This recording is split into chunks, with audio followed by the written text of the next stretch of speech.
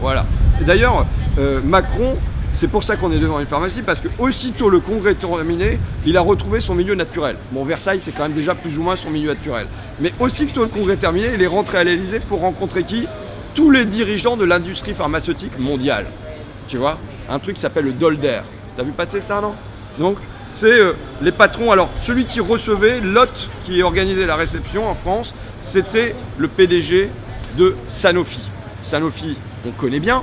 Sanofi, c'est Serge Weinberg qui en est le PDG, là, avec Brandicourt en est le directeur général, mais qui en est le PDG. Weinberg, c'est l'homme qui a fait rentrer Macron chez Rothschild, ils étaient dans la commission Attali tous les deux. C'est l'homme qui a aidé Macron à lancer sa campagne. C'est l'homme que Macron va remercier le jour de son intronisation à l'Élysée. Ils font la foule pour aller remercier Serge Weinberg, PDG de Sanofi. Donc voilà les liens qui l'unit d'ores et déjà à l'industrie pharmaceutique.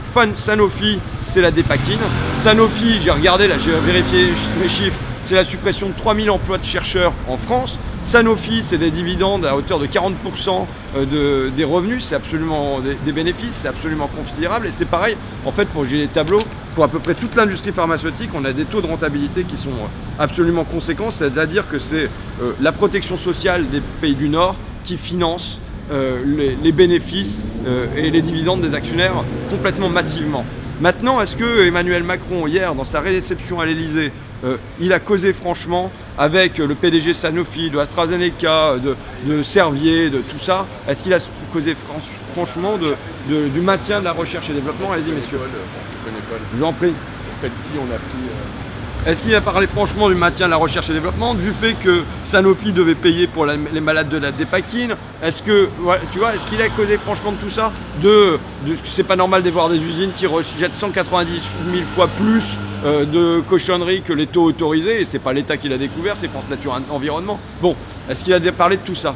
Moi, j'aimerais, puisqu'il amuse la galerie à Versailles, en fait, c'est plutôt il ennuie la galerie à Versailles. Mais puisqu'il ennuie la galerie à Versailles, qu'on a des comptes rendus tous azimuts, tu vois, je lisais mon téléphone portable tout à l'heure, c'était retrouver le discours d'Emmanuel Macron à Versailles. Comme si tu n'avais qu'une envie, revivez le discours d'Emmanuel Macron à Versailles. T'imagines le mec, tu vois, il a un appétit, tu parles, c'est revivre, oh, j'ai envie de revivre ce moment, tu as envie de revoir des buts de foot, mais qui a envie de revivre le discours d'Emmanuel Macron à Versailles? Mais enfin, tu as 190 000 sites qui nous parlent du capitalisme populaire, des retraites, de l'État-providence du 21e siècle, toutes ces formules de baratin là. Mais qui nous fait un compte-rendu de la rencontre d'Emmanuel Macron avec les patrons de l'industrie pharmaceutique hier soir à l'Élysée? Moi, j'aimerais lire ça. Je suis allé sur le site de l'Elysée.fr ce matin pour lire un compte-rendu.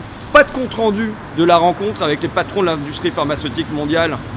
J'aimerais, tu vois, le lire dans la presse le lendemain, qu'on ait des comptes rendus de ce qui s'est raconté, ce qui s'est décidé. Est-ce qu'il va y avoir des médicaments pour les maladies qui tuent des millions de personnes dans le Sud? Est-ce qu'il va y avoir un meilleur indemnisation des gens qui souffrent, tu vois, du Voturox nouvelle formule? Enfin, il y a quand même des scandales sanitaires. Et est-ce qu'il va y avoir ça de financé? Il n'y a pas un mot dans la presse. Et donc c'est vrai que moi, l'année prochaine, c'est pas forcément à Versailles que j'ai envie d'être invité pour écouter les discours d'Emmanuel Macron, mais j'ai envie d'être invité à l'Élysée le jour où il reçoit toute l'industrie pharmaceutique et en être la petite souris qui vient pouvoir rendre compte aux gens de ce qui se passe avec les lobbies, de ce qui se passe avec ses financeurs, parce que ce sont des gens qui ont payé aussi en bonne partie sa campagne, en tout cas qui l'ont encouragé et ainsi de suite. Bien, on navigue là en plein conflit d'intérêts. Donc c'était ce que j'avais à dire sur...